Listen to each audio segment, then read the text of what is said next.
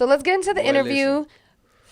Listen, we had to feed everybody. You know, we had to go get more meat. We just rocking and rolling here. It's been a motherfucking vibe. I want to get into the real interview. I want to introduce the people and the listeners to Do the Damn Thing. You have a hell of a story. I've been trying to get this guy on here for about a year now because I found him and he just could really rap. You know, first time we did that freestyle challenge, like this guy can really come off the top of the dome with some shit. And I think it's rare right now that you get that in the rap game. That's something that's undervalued, I think, nowadays. And I'm just ready to get in the fuck to it. So let them know one more time your ads where they can find you. Do the Damn Thing on Instagram and TikTok. Perfect. And Do the Damn Thing with a Q. And on YouTube. On Twitter. And on YouTube, it's Do the Damn. No, it's Do the Damn Thing. Yeah, Do the Damn Thing.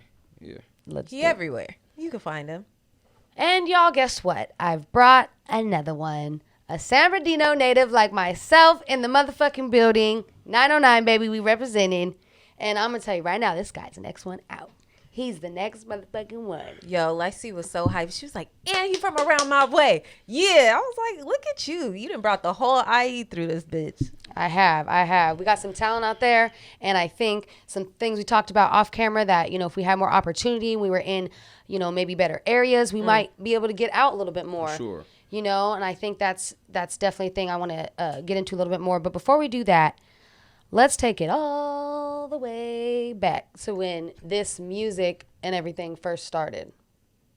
With me? For you. Yeah. Like, what is your first memory where you were like, damn, I really want to take this shit seriously. This is what I want to do. I know I'm talented. Well, the first time I got in the studio, I was 3 years old. That's the first time that I ever made a song. 3 years old. Yeah. So I was always musically inclined. But I didn't start taking it serious till the end of my freshman year of college. So going into 2016. Okay. I didn't start taking it serious until then. My psychology teacher is actually the one who actually pushed for me to, like I told y'all, follow my dreams. Mm-hmm. So that's lit. I didn't necessarily drop out of college, but I stopped going to college and pursued the rap shit. And ever since then, I've just been taking it gracefully by time. It's a roller coaster, but man, for sure. You know, I'm enjoying the journey. It's all about the journey. I feel like with us all being creatives and artists, you know, in our own right, the journey is something else. And like, it's going to be all about that in the end.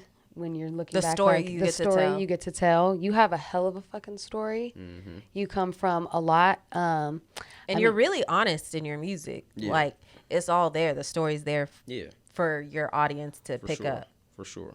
Do you ever find it's hard to find like a balance of like what's too much to say or even share just with like social media these days? Sometimes I'm conflicted within myself about what I should or what I shouldn't say.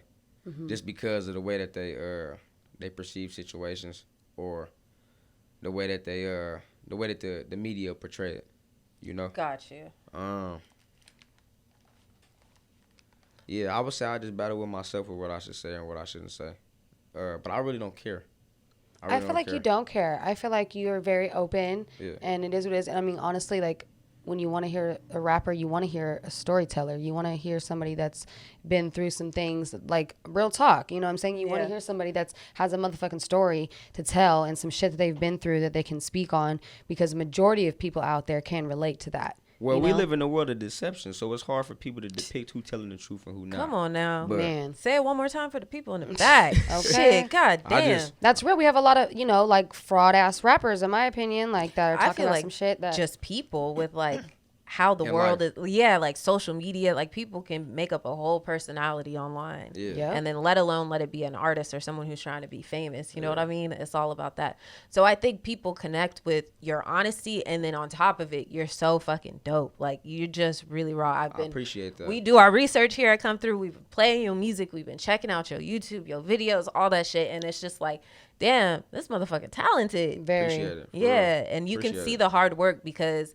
you've been rapping and like on camera and putting shit out for a minute. So it's really dope. It's only... We saw your tapes or your when you were sitting down rapping like from 5-6 years ago when you was a kid.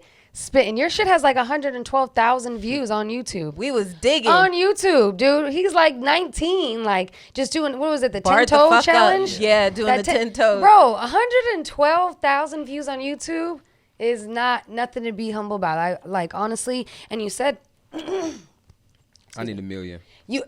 Of course. You need deserve, and you gonna have it. Right. And you said something off air again that was interesting. You know, being where we're from, obviously every city has their own reputation. Like San Bernardino is literally just the worst city in California. I think actually in the U.S. #1. Damn. You know what I'm saying? It's very rough. It's poverty ridden. It's drug ridden. There's not much positivity out there. To get out of that is very, very difficult. And you said something off air that was like, you think if we were from somewhere else and if we branched out a little more, we would be able to excel faster. And yes and no. I was told that. I agree. I've been told that multiple times by different groups of people from different states, different environments. Yes, you need to open up your market for sure. You always, but I think it's a great quality and representation of you as an artist to maintain a status of where I'm from, and this is where the fuck I'm from, and this is, you're gonna know, and I'm gonna be that guy or that girl. I don't really. You know, I let people run with their perception of who. No, I love it. I think you definitely rep it in the perfect way. You definitely know,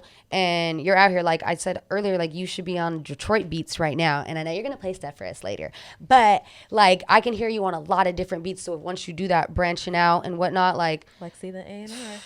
Go ahead and slide in her DMs. I'm saying even all the Atlanta, I'll make it make sense. And though. where do you get your beats, by the way? Yeah. That's what I wanted to know. I got a couple in-house producers that I deal with. Okay. My boy Do Noise, Blizzy. Okay. Shout outs to Do Noise and Blizzy. Blizzy is the one that y'all, as far as the Detroit beats go, Blizzy is the one. That little mix, but it sounds like Detroit / like Cali, you know? Yeah. Like a mix. I just adapt to whatever. I'm a rap chameleon, but them two, Ice, that's my dog. All right. That's more like my engineer. That's my primary engineer, but he make beats as well. How long did it take you to build your team or this like core group of people? I met Ice in 2018. No, 2019. Okay. And I met Do Noise in 2018. And I met Blizzy in the end of 2019 as well. I always ask. When we shot that video, the Out the Mud joint.